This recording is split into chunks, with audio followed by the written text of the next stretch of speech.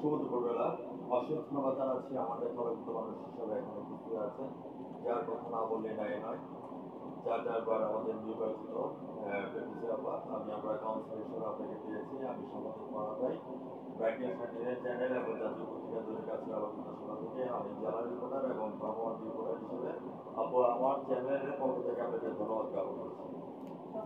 আপা, আমি আপনার কাছে জানতে চাচ্ছি, প্রথম যখন আপনি ইলেকশনে আসলেন এবং পাস করার পরে আপনার অনুভূতিটা কেমন ছিল সে কথাটা আপনি চ্যানেলে তুলে ধরবেন। আমি সাংবাদিক পড়া আপনার সঙ্গে আছি সম্পর্ক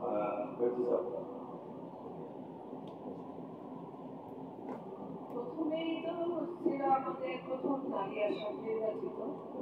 তা যখন শুনলাম যে সিলেকশনে হয় কিন্তু নির্বাচনে নারীরা অংশগ্রহণ করেনি, তখন আমাদের খুব ভালো লাগলো যে আসলে সিলেকশন করলে কিন্তু সেটার একটা আলাদা যে কয়েকজন সমষ্টিগত কয়েকজন করে।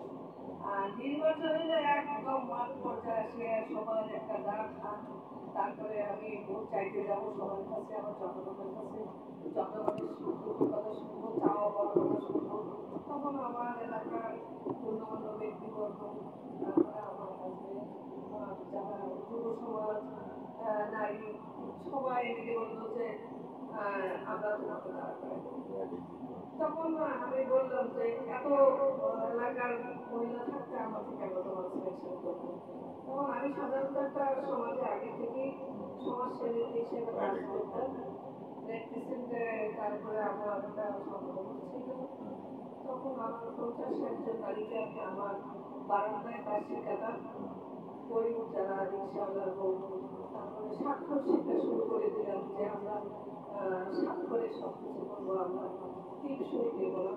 তখন ওই নারীদের উদ্যোগ থেকে আমাদের তখন ছিল আমাদের রানাবাই এমপি, তখন বললো তোর তো অনেক বেশ অভিজ্ঞতা, কিন্তু নারীদের জন্য বা সমাজের কিছু কাজগুলো যেটা করি সেটা ভালো লাগে, তো তুই দেখা। এই হলো আমার এলাকার সবার একটা আহ্বান যে তোকে দেখা। তখন আমার হাজব্যান্ড কিন্তু রাজি ছিল না, আমার তখন দুটো বাচ্চা, 3টা বাচ্চা। তখন আমার হাজব্যান্ড রাজি ছিল না যে জনপ্রতিনিধি তুমি এমনি সেবা করার পারো, কিন্তু জনপ্রতিনিধি পদে দাঁড়াবে, তারপরে জনগণের কাছে যেতে গেলে অনেক সময় দরকার। তখন আমি বলছিলাম যে যদি আমার হাজব্যান্ড চায়, কেননা ওই ঘরটা আমার, আমি যতই কাজ করি না কেন ওই ঘরে আমাকে আসতে হবে, সেইখানকার বিরোধিতা করে আমি কোনো দাঁড়াবো। তখন আমার বঙ্গবন্ধু নেত্রীরা যারা অনেকে এখন মারা গেছে আছে, তারা বললো যে না আমরা ওকে চাই। তখন আমার হাজব্যান্ডকে বললো, তারপরে আমার কংগ্রেসের চেয়ারম্যান এলাকায় চাকরা মিটিং এই শুরু হলো আমার নির্বাচনে। তখন খুব ভালো লাগছিল যে শুধু জনগণের সারা পেলে কিন্তু মানুষের একটা ভালো লাগার ভাব আছে, সেটা আমার চলে আসছিল। তখন আমি নির্বাচনের উদ্যোগী হিসাবে নিজেকে প্রস্তুত করলাম যে আসলে আমি নির্বাচন করবো। এত লোক যাচ্ছে, জনগণ আমার কাছে চাওয়া পাওয়া, রাস্তা করে দিতে হবে, আমাদের এটা করে দিতে হবে, ওইটা করে দিতে হবে। তখন কেন জানি আমার মনে একটা আসছিল, আসলে তো আমি সেবা দিই, আর এইটা যদি আমি একটা আসলে যেতে পারি, তখন আমি আমার সেবাটা দেওয়ার জন্য আমার জবাবদিহিতা থাকবে বা থাকবে। তখন আমি সেবায় হয়ে গেলাম এবং ভোট করলাম। আমার নারীরা আমার অনেক সাপোর্ট করছে, এলাকার লোক সাপোর্ট করছে। তখন একটা আনন্দ ছিল, ওই আনন্দটা এখন আর নাই। প্রথম নির্বাচনে যে আনন্দ বুঝলাম, তখন মানুষের ছিল যে একজনকে আমরা চাই, নির্বাচন করব, তাদের দিয়ে আমরা কাজ করে দেব, এবং ওই আসনটাতে এমন একটা নারীর দরকার যেই নারী শ্রম দিতে পারবে, সেই হিসাবে বেছে নেওয়া। এবং ওই যে একটা ইলেকশনের আনন্দ, তখন কিন্তু এই যে এখন দেখা কিনা হয় ইলেকশন, সেটা ছিল তখন ছিল একটা পরিবেশটাই ছিল, তখন কিন্তু ভালো লাগছে। তারপরে জয়া যাওয়ার পরে একে একে একে একে তো আমাদের 3টা ওয়ার্ড, 3টা ওয়ার্ডে তো আমাদের 58টা এলাকা। এই এলাকা দৌড়াদৌড়ি করাতে কতটা কঠিন কেন জানি আমাদের মনে হচ্ছিল যে পিজি, কেননা আমার সাথে সবাই সহযোগী হিসেবে সহযোদ্ধা হিসেবে কাজ করেছিল, এবং যুব সমাজ, নারীরা, পুরুষরা, বয়স্ক যারা ছিল তারা তখন আমার সাথে কাজ করতো। তখন আমার মনে হয় এটা রিলেশন করি যে আমি হারবো, আমি পাবো না, এই একটা আমাদের তখন আপনার মার্কাটা কি ছিল? তখন আমার মার্কা ছিল প্রজাপতি। এবং প্রজাপতিটা যখন বেছে কিন্তু আমাদের হিন্দু ধর্মের কতগুলো মানে পুরুষ নারীরা ছিল, ওদের মনে প্রজাপতি মাত্রাটা খুব মানে শুভ। তখন ওরাই বেছে নিয়েছিল যে আমরা প্রজাপতি দেব। কেননা আমরা ছোটকালে আপনার কবিতা সরি গান শুনেছি, ছোট বাচ্চারা গেত পত্রিকাটা। তাই প্রজাপতি মার্কাটা নেওয়ার পরে কিন্তু পরপর 2 বার প্রজাপতি ছিল। এখনো যদি আমি আমার এলাকায় যাই, আমার বয়োজ্যেষ্ঠ যারা আছে প্রজাপতি মার্কা আছে। এই জন্য গানে বলা হয় না, প্রজাপতি প্রজাপতি কোথায় পেলে তুমি এমন রঙিন পাখা। আমি আপনাকে ধন্যবাদ জ্ঞাপন করছি। দলীয়ভাবে আপনি কোন পর্যায়ে আছেন এই কথাটা একটু বলুন। দলীয়ভাবে এখন আমি কোনোখানে নাই, কেননা যখন আমি কাউন্সিলর হিসেবে আমার একটা চেয়ার পেয়েছি, পদ পেয়েছি, সবার সেবা করতে পেরেছি। আসলে এই সময় জনগণের কাছে দিতে গেলে 3-3টা ওয়ার্ডে দল তো মানুষের যে কোনো একটাই পছন্দনীয় থাকে, যে দল করে না তারও কিন্তু একটা পছন্দ থাকে যে সে কোন দল করে। পছন্দের দল কিন্তু এখনো আমি সে কোনো দলেই নেই। এক সময় আমি মানে নিজেকে একটি দলের সাথে সম্পৃক্ত করতাম, কাউন্সিলর হওয়ার পরে আর ওই সময় পাওয়া যায় দলের না। সাথে ছিল। আর জনপ্রতিনিধি হলে যে মানুষের কত উপকার করা যায় সেই জায়গায় থাকলে কেউ মনে হয় দলটা আসলে অনেক আমি ভাঙ্গাই, আসলে এটা আমি পছন্দ করি না। দল হলো মনের ব্যাপার, সে যেই হোক, বাবা যেমন একটা জন্মদাতা, দল একটা জন্মদাতা, স্বামী একটা, এরকমই সন্তান, এরকমই দলটাকে যদি মেনে নেয় তাহলে তার দল তার কাছে হবে। কিন্তু জনপ্রতিনিধি হিসাবে আমার মনে হয় যে আমি এই দীর্ঘ 4বার আমি কোনো দলের সাথে সম্পৃক্ত নই। আমি আমার জনগণের সাথে আছি এবং থাকবো যতদিন বেঁচে থাকি, শরীর সুস্থ থাকে ততদিন কাজ করে যাবো। আপনাকে আমরা ধন্যবাদ জ্ঞাপন করছি। পাশ্চাত্য দার্শনিক রাষ্ট্রগুলি আছে এই পৃথিবীতে আবার 3টি কর্তব্য রয়েছে। একটা হচ্ছে ডিউটি টু আস গড, তুমি তোমার আল্লাহর হুকুম মেনে চলো। ডিউটি টু আস প্যারেন্টস, তুমি তোমার পিতা মাতার হুকুম মেনে চলো। সম্রাট এক্সপিরিয়েন্স বলেছি, তুমি আমার একটা শিক্ষিত মা দাও, আমি তোমাকে একটা শিক্ষিত জাতি দেবো। আপনি গর্ভধারিণী মাকে সেলুট জানাচ্ছি। আমরা 4 চারবার হিসাবে আব্বা আপনাকে পেয়েছি। এবং রাষ্ট্রীয় 3য় নম্বর উক্তি মধ্যে বলেছেন ডিউটি টু আস ম্যানকাইন্ড, অর্থাৎ মানুষের একটি মহৎ গুণ। আপনি কিন্তু প্রথম থেকে মানুষ সেবা করে যাচ্ছেন। বেগম রোকেয়া সাকাত এবং যেভাবে করেছেন, মাদার তেরেসা যেভাবে করেছেন ঠিক সেভাবে করেছেন। এখন উন্নয়নের কথাগুলো একটু বলে দেবেন, কি ডেভেলপমেন্ট করতে পেরেছে এবং বর্তমান সরকারের কাছে চাওয়া পাওয়া কি আছে, হ্যাঁ সেই কথাগুলো একটু বলে দেবেন জনগণের উদ্দেশ্যে। মানে 4বার কমিশনার হওয়াতে আবার প্রথমবার সেরকম একটা উন্নয়ন করতে পারিনি।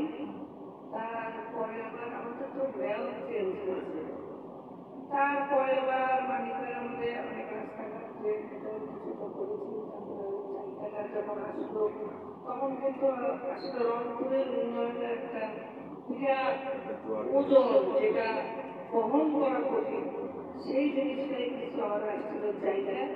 এবং সব জায়গায় কিন্তু ট্রেন, বড় বড় রাস্তা, ওইটা আমার 10 মিনিটের কম হতো না। সেই জিনিসগুলো দেওয়ার পরে এস্টিমেট করে আমরা কিন্তু অনেক শ্রম দিয়েছিলাম। তখন আমাদের সময়সীমাটাও কম ছিল।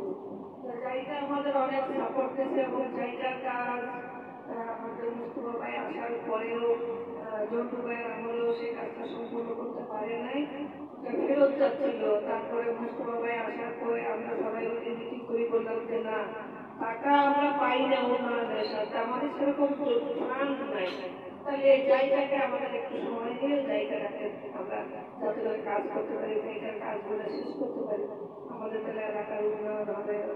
যে জিনিসগুলো আমাদের প্রায় ট্রেন রাস্তা, সেই রাস্তাগুলো হবে, এতগুলো চলছে আমরা ফেরত যেতে পারি না। তখন সবাই ঝাঁপিয়ে পড়লো এবং মিটিং করলো আমাদের সাথে বারবার। জায়গা সরকাররা আসলো, যারা ডোনাররা আসলো, তাদের সাথে আমরা সময়সীমা চেয়ে দিলাম। তখন কিন্তু ঠিকাদারদের মিটিং করে খুব দ্রুত এই কাজগুলো করার জন্য। বাজেট কত ছিল আপনার মনে আছে? ওই বাজারটা কত থেকে কত ছিল এটা আমার মনে নাই, এটা আমরা সিটি কমিশন জানতে পারবে। ওই তারপরে কিন্তু আমার বাড়ির সামনে যে ট্রেনটা, এই ট্রেনটা কিন্তু হয়েছিল, এই ট্রেনটা আবার মুস্তফা আসার পরে তখন যখন জায়গা ফেরত যায় তখন আমরা খুব কয়েকজনের আমরা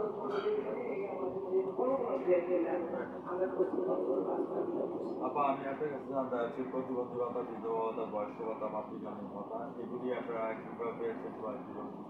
প্রতিবন্ধী ভাতা, বয়স্ক ভাতা, বিধবা নিয়ে আমাদের নারীদের খুব সমস্যা হয়, যেহেতু আমাদের ইয়েতেই নাকি নাই যে আমাদের দেওয়া নেই। তারপরে আমরা মেয়েদের সাথে বসে যুদ্ধ করে কিছু কিছু ভাষা আমরা দিচ্ছি, কিন্তু আগে এটা ছিল না।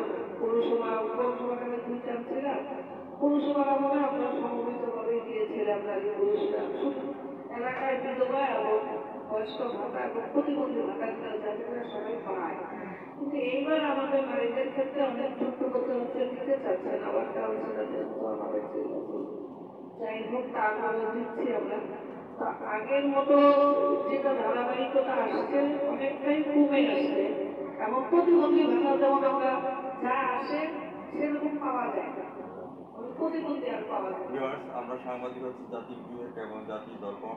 আমরা যে কথাটা বলছি যে প্রতিবন্ধী ভাতা নাই, তো সেই ক্ষেত্রে আমরা বর্তমান সরকারের দৃষ্টি আকর্ষণ করছি এবং মেয়র সাহেবের দৃষ্টি আকর্ষণ করছি। তাছাড়া আমরা প্রয়োজনে আমরা সাংবাদিক যারা আছি থাকবো না খুব বদ্ধ করে দেখবো এবার জগৎটাকে কেমন করে দিচ্ছে মানুষ যুগান্তরের নির্বাচন। বিধবা ভাতাটা চালু করা উচিত, কেননা বিধবা ভাতাটা আমাদের সরকার আমরা অনেক বিধবার নাম তালিকা করে ইয়ার মাধ্যমে পাঠাচ্ছি। সেই বিধবাগুলো হলে বিধবার বয়সটা বেশি দরকার। প্রতিবন্ধী এখন অনেকটাই আমাদের খাবার হারে গেছে এবং বিধবা আর আমাদের যে ফান্ড, সিটির ফান্ড থেকে আমরা অনেক ছোট ছোট রাস্তা দিয়ে যেটা সাংস্কৃতিক অনেক এখনো অনেক বাকি। সাংবাদিক হিসাবে আমি বলবো, আমি সাংবাদিক পড়া চাই। সাংবাদিকের কলম এবং ক্যামেরা কোনোদিন কারোর নিচে মাথা নত করে না এবং করবেও না। আমরা ফেরদৌসী আপাকে আমরা কংগ্রেচুলেশন জানাই। একবার নয়, দুইবার নয়, তিনবার নয়, চারবার ভাবে উনি পাস করেছেন। মানুষ যদি ওনাকে ভালো যদি না বাঁচতেন, সেবা যদি না পেতেন, তাহলে প্রথম ইলেকশনে উনি হেরে যেতেন বা ওনাকে পছন্দ করতেন না। মানুষ এমন কিছু কাজ করে দিয়ে গেছেন, মানুষ বারবারে ওনাকে চাচ্ছে। আমার দৃঢ় বিশ্বাস, আমি যতটুকু জানি বা বুঝতে পারি এলাকার পরিবেশ সম্পর্কে, আপনি আজীবনে আমাদের মাঝে থাকবেন এই কথা সেই করি। চাচারবার হিসাবে আপনি আমাদের চ্যানেলের মাধ্যমে আছেন, এই ক্ষেত্রে আমি আপনাকে ধন্যবাদ জ্ঞাপন করছি। আমি আমার চ্যানেল থেকে জানতে চাচ্ছি what's your next dream and next গোল। আগামী দিনে আপনার সফলতা কী আছে সেটা চ্যানেলে তোলা যাবে। আমি আপনার ছোট ভাই হিসেবে সাংবাদিক পড়াতে আপনার সঙ্গে আছি। না, আগামীতে আমাদের যে 5-16 কোটি টাকা যে আমরা দেওয়ার কথা হচ্ছে, এই কিন্তু যে আসবে ওই কাজগুলো হলে আমরা এলাকায় অনেক রাস্তাঘাট মানুষের সমস্যাগুলো আছে, পানি নিষ্কাশন, তারপরে আপনার রাস্তা বিদ্যুৎ তো অনেকটাই পিছিয়ে আসছে। তবে এই রাস্তাটা হলে আমাদের অনেক সমস্যা দূর হবে। আসলে আমাদের জবাবদিহিতা থাকেই সবসময় কাউন্সিলরদের। আমরা এলাকার জনগণের কাছে প্রতিশ্রুতি নিয়ে করছি যে আমরা রাস্তা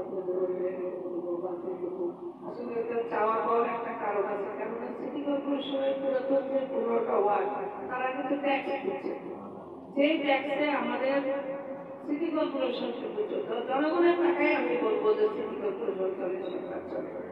সে ট্যাক্সটা যেখানে দিচ্ছে তারা অবশ্যই চাবে যে আমার সুবিধাটা দেবে। আমি সিটি কর্পোরেশন ট্যাক্স দেবো আর আমার সুবিধা হবে না, সেই ক্ষেত্রে যে একদম ভোট করে যতগুলো সুবিধা আমরা দিতে পারি নাই, আমার মনে হয় আমরা যে প্রজেক্টগুলো দিচ্ছি 1 থেকে 5 এই 16 কোটি টাকা আসলে আমরা হয়তো বাকি কাজগুলো করতে পারবো। আর প্রতিশ্রুতি জনগণেরও শেষ নেই, আমাদেরও শেষ নেই। আমি হয়তো ভোট চাবো, তারা হয়তো আমার কাছে রাস্তাঘাট এটা সেটা ওদের পাশে দাঁড়ানো।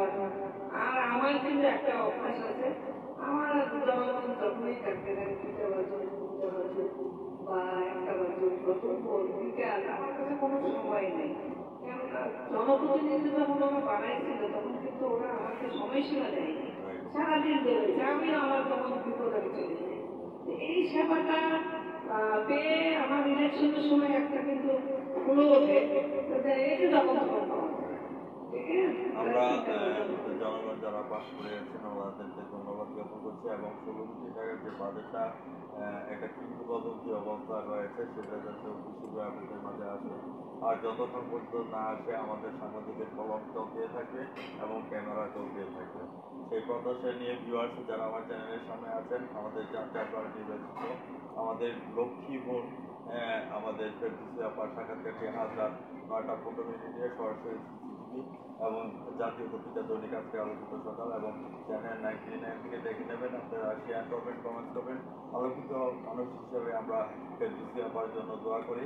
মে আল্লাহ ব্লেস ইউ। আপু ভালো থাকেন, সুস্থ থাকেন। ধন্যবাদ আপু। আপনারা ভালো থাকেন, আমি আপনাদেরকে শুভকামনা করি যে আপনারা সবাই সুস্থ থাকেন, ভালো থাকেন, এইভাবে সবার কাছে দোয়া করি যে সবার মনের কথাগুলো শোনেন, হ্যাঁ, এবং তারা যেন খোলামেলা করতে পারে, এইভাবে প্রচার হয়, আমাদের অঞ্চলের জন্য উন্নয়ন হয়, আপনারা যেন ধন্যবাদ। আল্লাহ হাফেজ।